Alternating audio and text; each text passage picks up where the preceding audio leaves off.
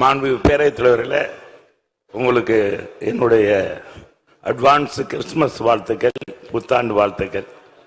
மாண்புமிகு அமைச்சர் இந்த நலத்துறை அமைச்சர் அவர்களுக்கு உலக பிரசித்தி பெற்ற அருள்மிகு மீனாட்சி சுந்தரேஸ்வரர் திருக்கோயில் எப்பொழுது குடமுழுக்கு நடத்தப்படும்? வசுந்தராயர் மண்டபம் அது எப்பொழுது புதுப்பிக்கப்படும்? அதே நேரத்தில் அதனுடைய துணை கோயிலான எங்க செல்லூர் பகுதியில் இருக்கிற ஆப்பனூர்நாதர் கோயில் மாண்புமிகு அமைச்சர் ஏற்கனவே கோரிக்கை பலமுறை சொல்லியிருக்கேன். அதுக்கு எப்பொழுது குடமுழுக்கு நடத்தப்படும் என்பதை மாண்புமிகு பேரவைத் தலைவராக மாண்புமிகு அமைச்சர் அவர்கள் தெரிவித்தார். மாண்புமிகு அமைச்சர் அவர்கள்.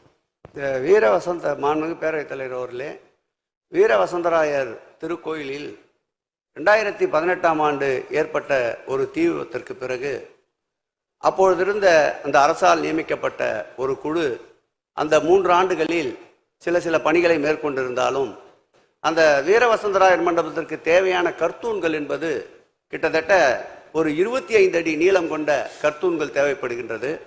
அதற்குண்டான கல் ஒரே அளவில் கிடைப்பது சிரமமாக இருந்ததை மாண்புமிகு முதலமைச்சர் அவர்கள் கவனத்திற்கு கொண்டு சென்றவுடன் அரசினுடைய தலைமை செயலாளர் தலைமையிலே ஒரு கூட்டத்தை ஏற்பாடு செய்து கூட்டி தற்போது அந்த கல்லை எடுப்பதற்குண்டான அனுமதி வழங்கப்பட்டிருக்கின்றது.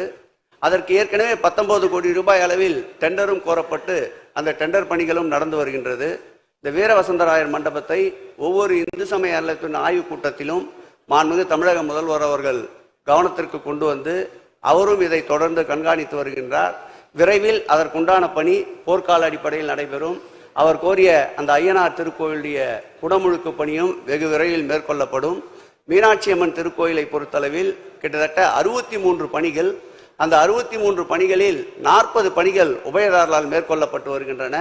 மீதம் இருக்கின்ற 23 பணிகளையும் முடித்து அடுத்த ஆண்டு டிசம்பர் மாதத்திற்குள் நிச்சயமாக குடமுழுக்கு அனைவரும் மகிழ்ச்சியுறுகின்ற வகையில் நடத்தி தரப்படும் என்பதை பேரவைத் தலைவர் வாயிலாக எங்களுடைய பக்தன் செல்லூர் ராஜ் அவர்களுக்கு தெரிவித்துக் கொள்கிறேன்.